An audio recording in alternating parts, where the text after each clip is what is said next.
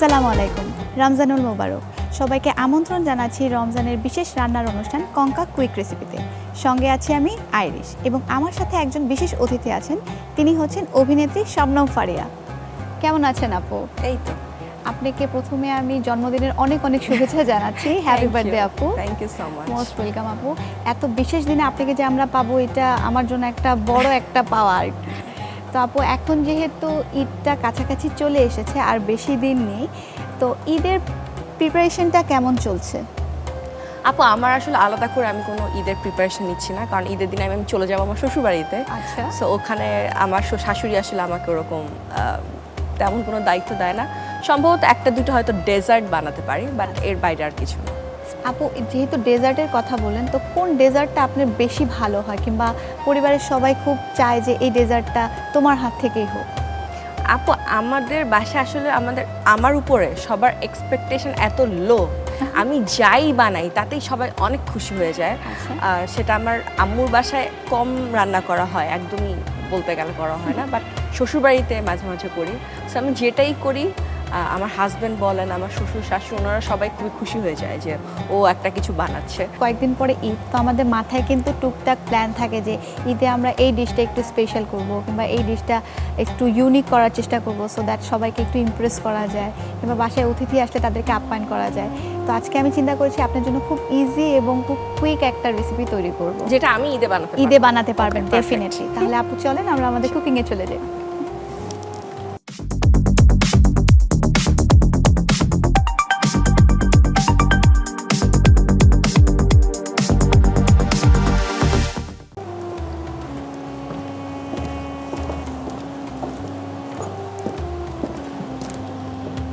আপু, তো আমরা আমাদের কিচেনে চলে এলাম।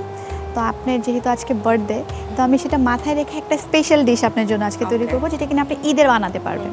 তো আমরা আজকে তৈরি করব লেয়ার্ড এগ প্ল্যান্ট। ওকে।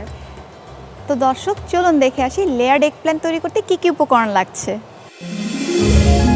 লেয়ার্ড এগ প্ল্যান্ট উপকরণ: চিকেন কিমা 200 গ্রাম, কর্নফ্লাওয়ার 2 চা চামচ, চিলি ফ্লেক্স 1 টেবিল চামচ, কাঁচামরিচ কুচি হাফ চা চামচ, ধনেপাতা কুচি 1 চা চামচ, পেঁয়াজ কুচি 2 চা চামচ, লবণ স্বাদ মতো, তেল পরিমাণ মতো, বেগুন পরিমাণ মতো, চিলি সস 1.5 টেবিল চামচ, মোজারেলা চিজ 4 টেবিল চামচ। তো এতক্ষণ আমরা দেখে নিলাম লেয়ার্ড এগ প্ল্যান্ট তৈরি করতে কী কী উপকরণ লাগছে। এখন আমরা মূল রেসিপিতে চলে যাচ্ছি। এটাকে আমরা বলতে পারি এক কাইন্ড অফ লাজানিয়ার মতো বলতে পারি। তো এখানে আমার সব বেসিক ইনগ্রিডিয়েন্টসগুলো আছে, আমি চলে যাচ্ছি এখন আমার রান্না। এখানে চিকেন কিমা করে নিয়েছি, 200 গ্রাম আছে আমার। এখানে চিকেন কিমার পরিবর্তে আমরা এখানে চিংড়ি মাছের কিমা করে নিতে পারি, কিংবা মনে করেন যে গরুর মাংস যদি থাকে, বেগুনের সাথে গরুর মাংস কিন্তু একটা বেস্ট কম্বিনেশন। চিকেন কিমা নিয়ে নিয়েছি 200 গ্রাম। এখানে কর্নফ্লাওয়ার নিয়ে নিয়েছি বাইন্ডিংসের জন্য 2 টিস্পুন নিয়ে নেব। চিলি ফ্লেক্স দিব 1 টিস্পুন। কেউ চাইলে যারা একটু ঝালটা পছন্দ করে তারা আর একটু বাড়িয়ে দিতে পারে। কাঁচামরিচ কুচি দিয়ে দিব আধা টিস্পুন। এখানে ঝালটা একটু ব্যালেন্স করে নিব আমরা। একটু ধনিয়া পাতা কুচি দিয়ে দিব 1 টিস্পুন।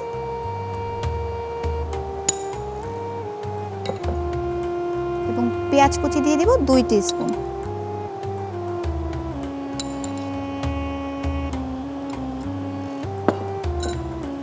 এবং লবণ দিয়ে দিব স্বাদ মতো।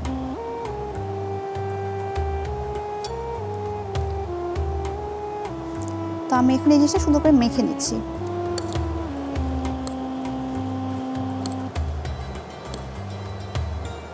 এখানে আমি তেলটা আগেই দিব না, আমি এই জিনিসটা আস্তে আস্তে মাখা দিব এবং দেখব আমার ফুডটা কতটুকু ড্রাই আছে, ওটা বেস করে আমি তেলটা দিব। এখন এখানে মোটামুটি আমার 1 টেবিল স্পুনের মতো তেল দিলেই হয়ে যাবে। কেউ চাইলে এখানে তেলটাকে স্কিপ করে বাটারটা গলিয়ে ইউজ করতে পারে, কিংবা মার্জারিনটা যদি আরো হেলদি তেলের চেয়ে, বা ঘি। হ্যাঁ, ঘি দিলে আমাদের দেশীয় টাচটা একটু আসবে। আজকের সম্পূর্ণ রান্নাটা আমি কঙ্কার মাইক্রোওয়েভ আছে যেটা, সেটা ব্যবহার করে করব। তো এখানে আমি কিছুক্ষণ মেখে দিলাম, 2 মিনিটের মতো মেরিনেট হতে থাক। এই খাবারটার একটা মজার বিষয় হচ্ছে আমি যেই খাবারটাতে এটা রান্না করব সেই খাবারটাতে আমি সার্ভ করে দিব। তো এখানে আমি কিছু বেগুন কেটে নিয়েছিলাম, বেগুন এগুলো কেটে পানিতে ভিজিয়ে রেখেছিলাম যাতে কালো না হয়, কালো সেটার না জন্য। হয়ে যায় এবং বেগুনের যে এক্সট্রা একটা কষ থাকে হ্যাঁ, হ্যাঁ। সেই কষটা বের হয়ে যায়। একটু সামান্য একটু লবণ আর একটু পানির সাথে ভিজিয়ে আচ্ছা, পানির সাথে রেখেছিলাম, একটু লবণ দেয়া। একটু সামান্য একটু লবণ।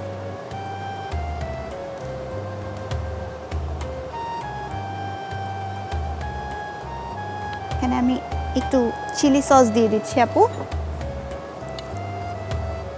চিলি সসের পরিমাণটা তেমন একটা বেশি দিব না আমরা।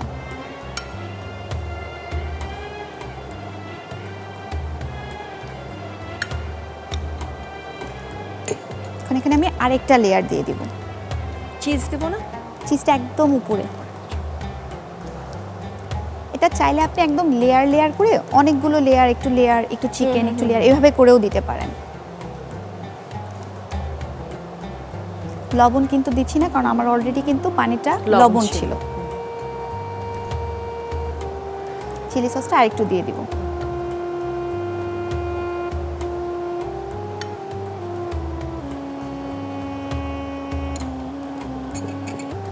এখন আমরা চিকেন কিমাটা যে করে রেখেছিলাম এটা দিয়ে দিব উপর দিয়ে।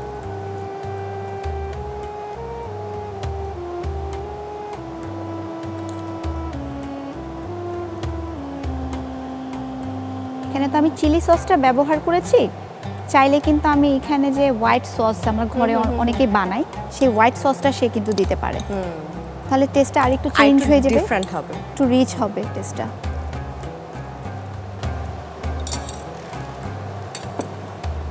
এখন হচ্ছে এখানে আমি চিজটা দিয়ে দিব। এটা কি মজরেলা? মোজারেলাটা দিয়েছি, কেউ চাইলে পারমেজানোটা দিতে পারে। আবার আরেকটু যদি রিচ করতে চায় সেক্ষেত্রে সে একটু চেডার চিজটাও দিতে পারে। কিন্তু চেডার চিজটা আমি বলবো সামান্য দিতে, কারণ এটা কিন্তু একটু সল্টি হয়ে থাকে। চিজ এখানে আছে আমার 1 কাপ। আমাদের কিন্তু একটা ভুল ধারণা হয়ে থাকে বেশি চিজ দিলে মনে হয় খেতে অনেক মজা লাগবে, কিন্তু এটা কিন্তু তখন আবার সম্পূর্ণ বেশি রিচ হয়ে যায়, বেশি রিচ আনহেলদি হয়ে যায় এবং চিজের ভিতর যে একটা এক্সট্রা তেল থাকে সেই হ্যাঁ। তেলটা আমার খাবারটাকে সম্পূর্ণ নষ্ট করে দেয়। এখন আমি একটু কোরিয়ান্ডারটা উপরে গার্নিশের জন্য দিয়ে দিব, জিনিসটা একটু কালারফুল হবে। একটু চিলি ফ্লেক্স সামান্য।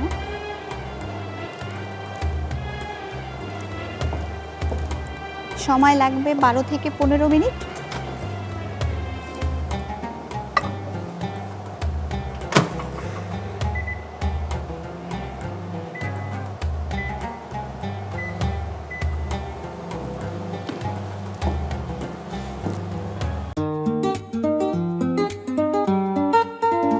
সবচেয়ে আপডেটেড ফিচার্স নিয়ে 140টিরও বেশি দেশে কনকা ফ্রেঞ্চ।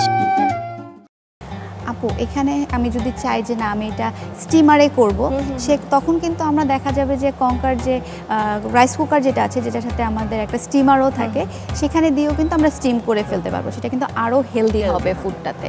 এটা চাইলে কিন্তু আমরা সুন্দর করে আবার চুলাতেও করতে পারি। তো সেক্ষেত্রে তখন আমরা কঙ্কার যে স্টোভটা আছে, স্টোভটা ব্যবহার করে সুন্দর হিটটা কন্ট্রোল করেও আমরা এভাবে বেকড করতে পারি কিংবা ফ্রাই করতে পারি। তারপর কথা বলতে বলতে আমাদের রান্নাটা হয়ে গেছে, আমি এখন এটা নিয়ে আসি।